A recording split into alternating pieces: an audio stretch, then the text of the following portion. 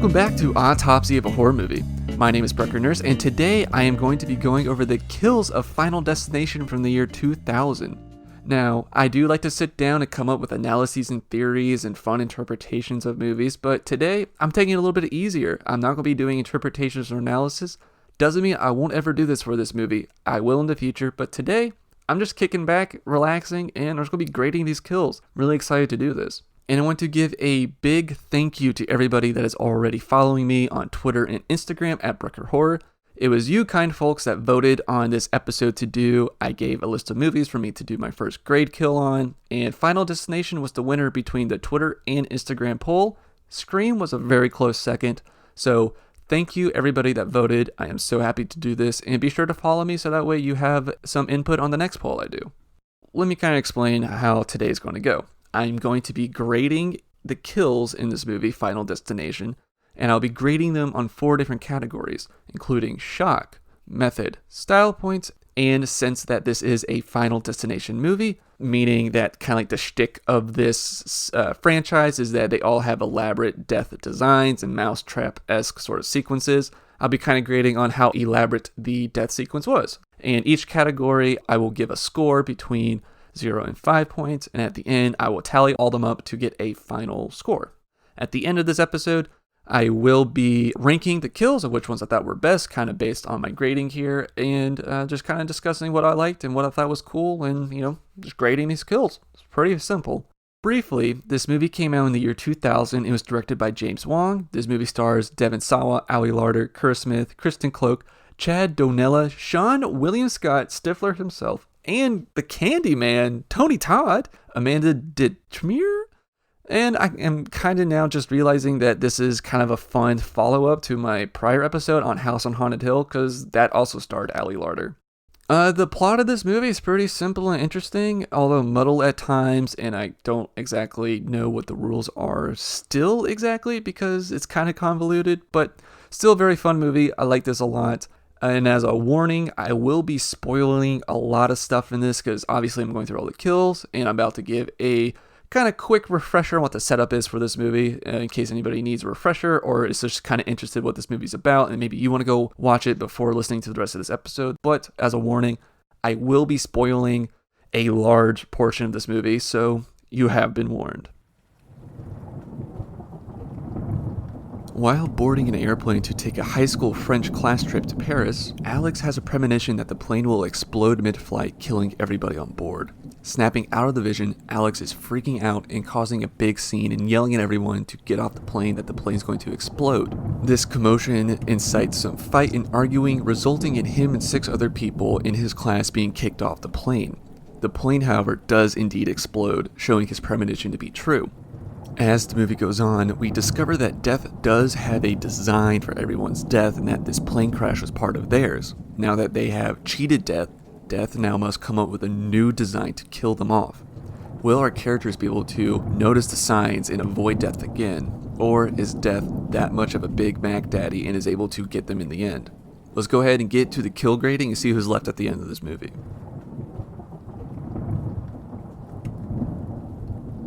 So we're starting off with Todd.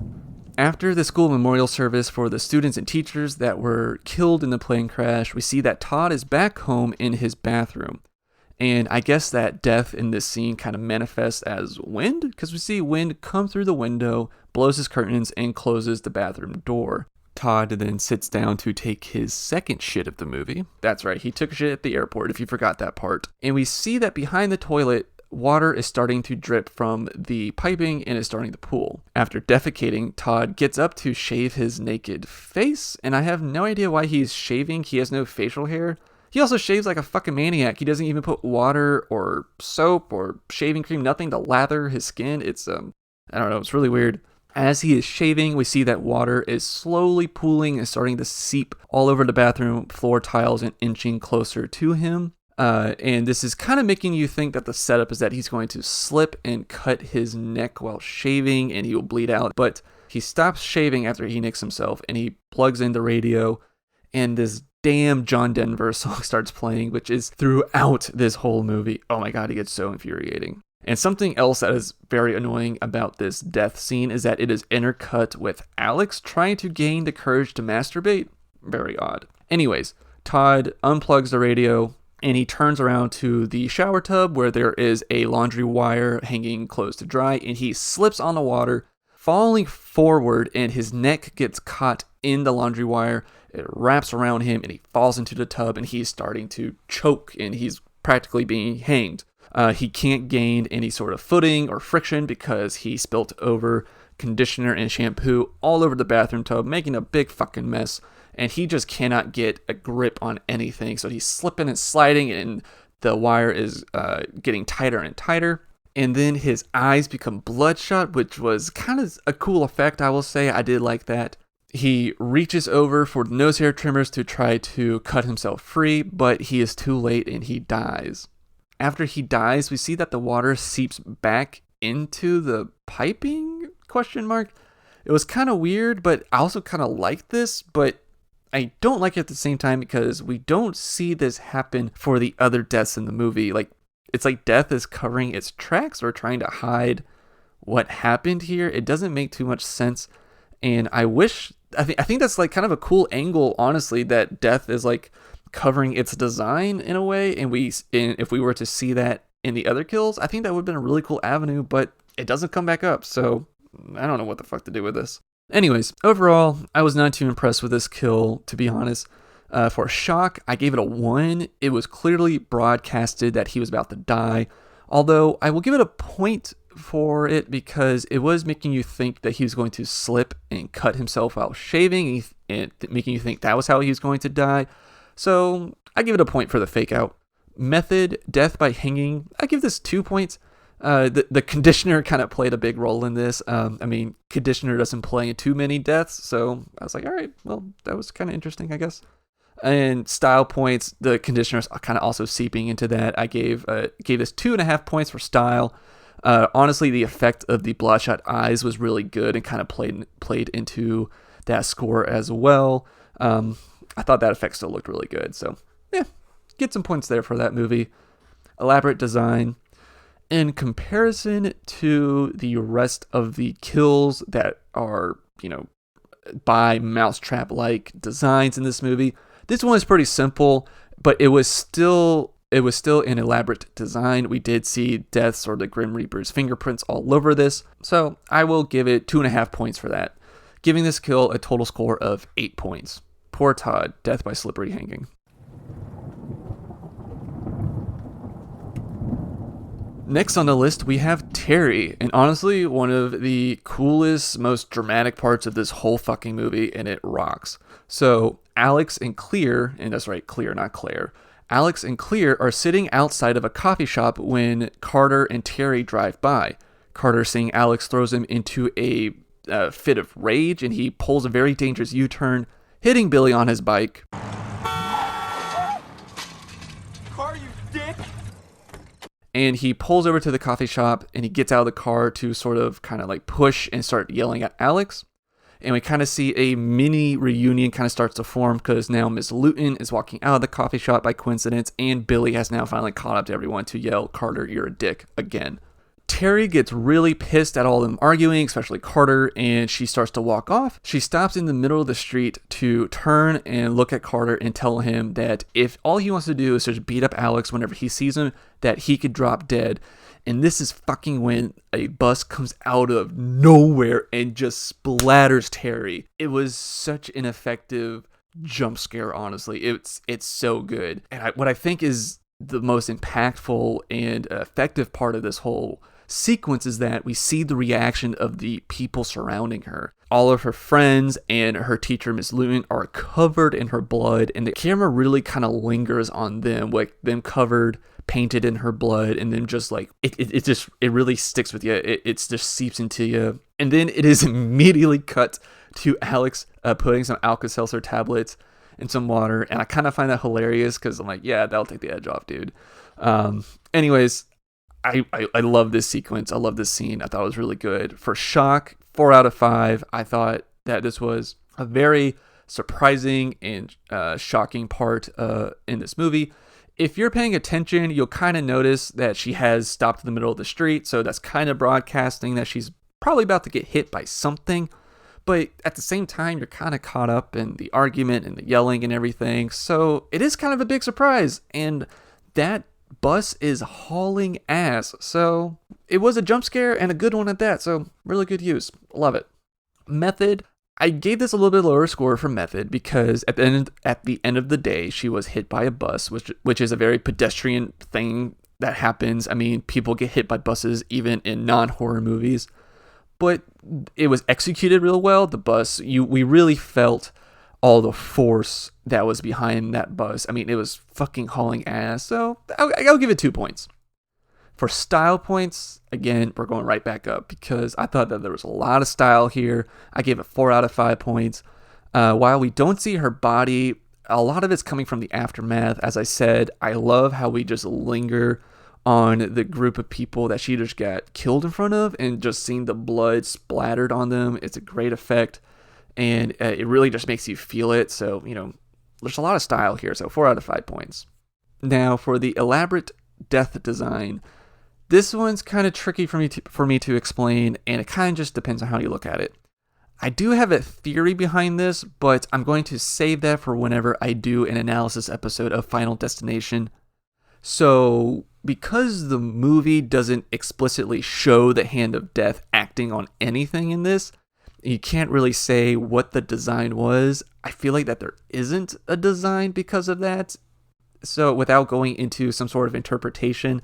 So, I feel like I have to give this a 0 in that category. But look out for my future episode where I do an analysis on this movie because I definitely have an interpretation for this.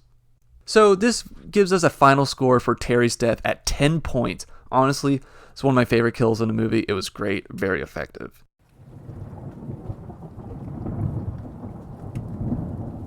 And next on the hit list is Valerie Luton, their teacher. She is dealing with some serious survivor's guilt and is packing her house to move out of town. I actually kind of wish that the movie explored her and the others' struggle with survivor's guilt a little more. That could have been a more interesting avenue, I think, to go down to show how bad of a Mac Daddy death is, and that instead of it trying to just redesign a plot to kill you, that maybe the Grim Reaper mentally tortures you with survivor's guilt, and that's why people really feel this. And I thought that would have been more interesting, but instead we kind of just get this frantic mess of a person in her kitchen spilling vodka everywhere. And to be clear, she has every right to be a frantic mess. I mean, survivor's guilt is a real thing. I'm not trying to make fun of that or poke holes at that.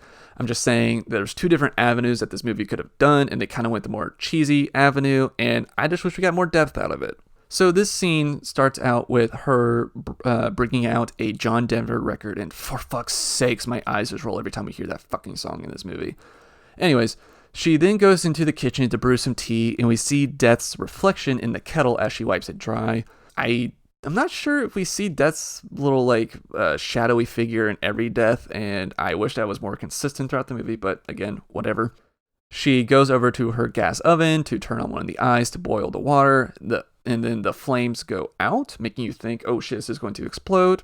But it was just a fake out. She's able to get it back on. She pours the tea in this mug, and when she picks it up to take a sip, she has a freak out, and she screams at the mug because there's a logo of the school on it, and it's kind of just making her think about the teacher that she pretty much told to go back on the plane, and her guilt is playing back into this. But her scream and freak out was kind of very cheesy and just bad, so it was kind of comical actually, but she has a very funny throw. She kind of throws the tea out of the mug, and it was, I don't know, it looked cheesy and stupid, but whatever. So because of this freak out, she decides she needs to calm down with some vodka, so she puts some ice cubes and ice cold vodka into the mug, making the mug go from really hot to really cold, cracking it. And we start to see the vodka start to seep out of it. So now she is carrying this leaking mug all over her house. She's going from the kitchen to the living room, leaving a trail of vodka. And then this mug leaks onto the computer desktop, causing it to have an electrical malfunction, and it explodes, throwing a shard of glass from the computer monitor into her neck, and she starts bleeding all over the place. The fire from the computer is able to set ablaze the trail of vodka she spilled from the living room, back to the kitchen, to the stovetop, and then finally to the vodka bottle itself. While this is all happening, she is slipping and sliding all over the damn place on her own blood, all the way back to the kitchen. And when she gets back there, the bottle of vodka explodes and she falls to the ground. While on the floor, she reaches for a rag that is unknowingly also covering a set of knives. So when she pulls on it, this knife set just falls down and the butcher's knife just lands right in her chest. And I'm sorry, but this whole sequence is just fucking bonkers, and it's kind of hilarious. I couldn't help but kind of laugh at how ridiculous this was, and she is overacting a little bit, so I don't know. Am I a bad person for laughing at this scene? I don't know, but anyways, we continue. So she's on the floor, her kitchen's on fire, she has a butcher's knife in her chest, she's still alive, and then Alex enters, and he is not helpful at all. Then the kitchen explodes, and the oven door flies open, which knocks over a kitchen chair, which hits Miss Luton in the chest, diving the knife deeper into her, and she finally perishes and dies. And then her house fully explodes and engulfs in flames, so I guess maybe you could call that death covering its tracks by burning everything. I'm making a stretch there. Anyways, this was kind of a very fun sequence and scene of the movie. Textbook Final Destination death. So for shock value, I only give this a 2 because, again, it was very well broadcasted that she was next on the list, so it really wasn't surprising that she was going to die. However, the method of how she was going to die was kind of surprising, and I did gasp pretty hard when the oven exploded, causing the chair to just fall on the knife in her chest. So I gave this 2 points for shock. Method, I gave this 3.5 points. A knife being driven into her chest by a falling chair, you don't see that every day, so 3.5 points. Style points, I'm kind of stuck on this, not gonna lie. Feel free to tweet at me at bruckerhorror if you feel like I'm getting this portion wrong, because I will admit this might be a little flawed. I only gave it 2 points for style, and that's because this whole scene is hilarious and dumb, and I was kind of laughing at it, and I'm not sure if a kill scene's supposed to make me laugh, so I feel like I can't give it too many style points because of that, so I only give it 2 points, but I would totally understand if you're like, that deserves more style points, but here I am giving it 2 points.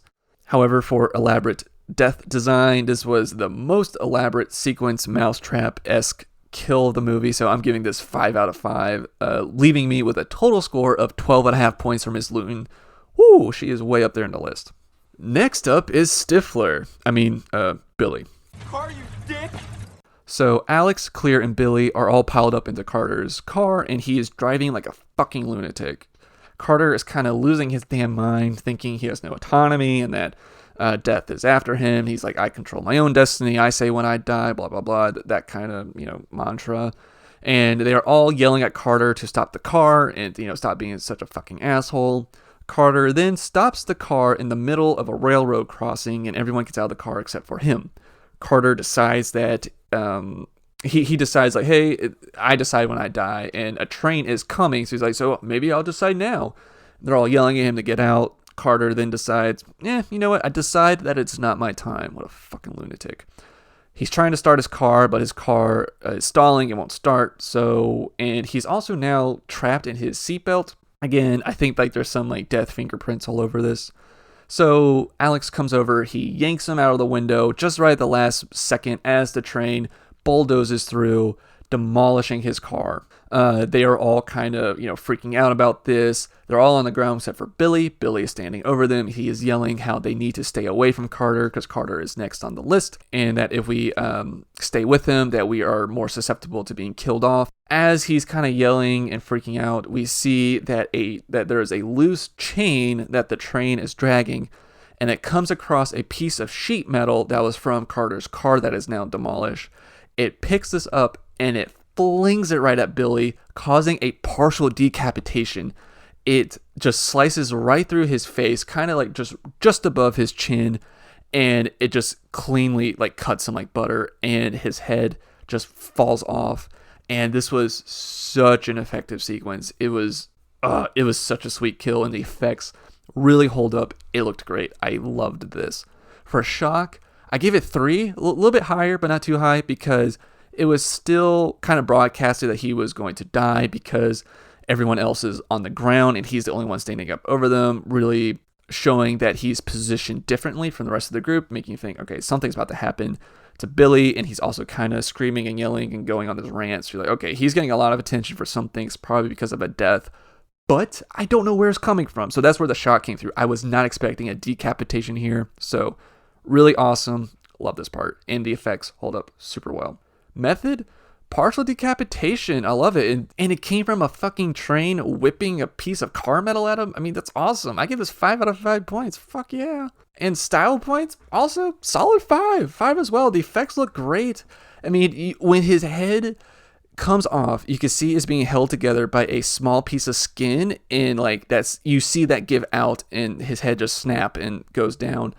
It's just really great. I mean, again, 5 points. The effects look awesome. Elaborate design, I'm going to go a little bit lower on this. I'm going to give this 2. While we do see that death is playing a small role in this, and that, stalling the car, and it was a car piece, after all, that cut Billy's head in half.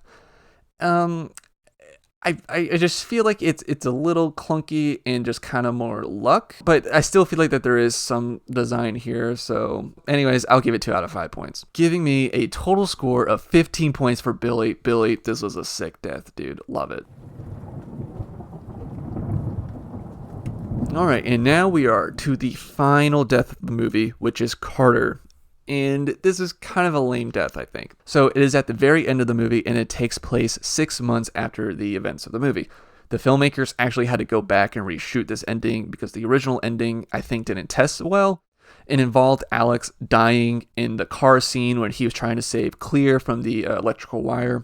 And then it ended with them revealing that Clear gave birth to her and Alex's child.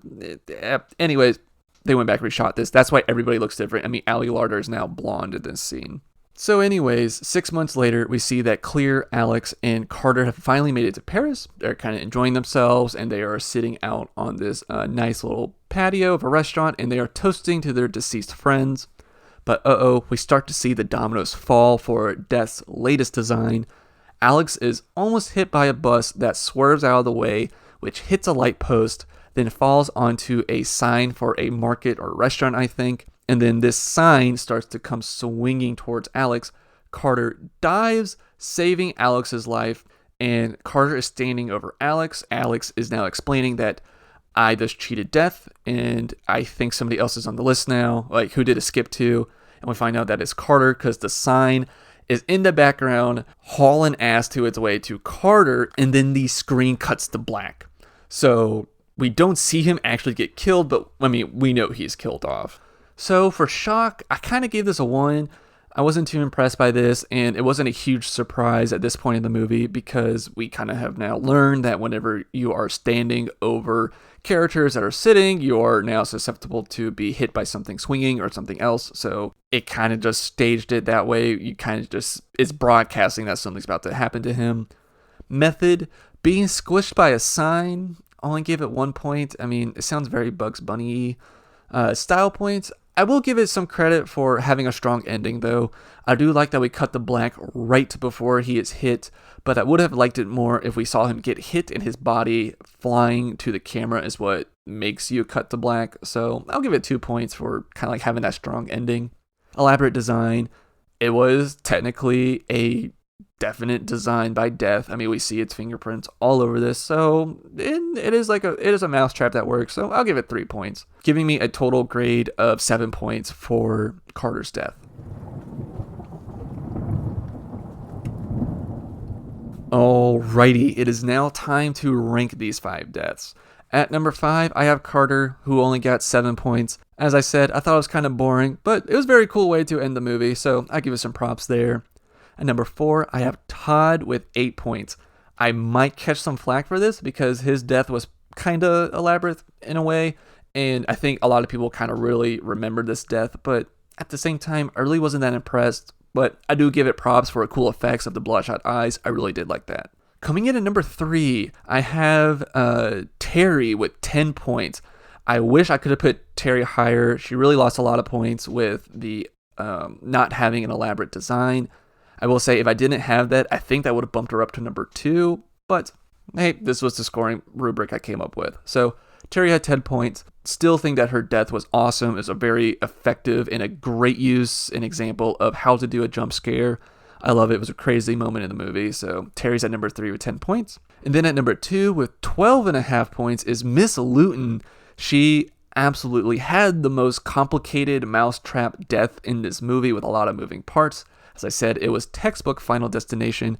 Also really appreciate the method of her death and that a chair falling onto a knife, stabbing it deeper into her chest. I just kind of loved the whole sequence and everything. No, even though it was goofy and kind of funny at times, it was just kind of ridiculous. Am I a bad person for laughing at that scene so much? I don't know. But anyways, Miss Luton number 2 with 12.5 points. Great job. And finally, at the very top of the list at number 1 with 15 motherfucking points, it's Stifler. It's Billy. It's such a good, effective shock. It's a pretty rad demise. The effects look great. The decapitation looks awesome. And even though it makes me really sad that Billy died, I loved Billy in this. Seann William Scott normally plays a douchebag, and in this, he was kind of just like a lovable little goof. So I wish that we had more Seann William Scott in the sequels, but oh well, it was still a very effective kill, and it looked great, so it's at the top of my list. Way to go, Billy.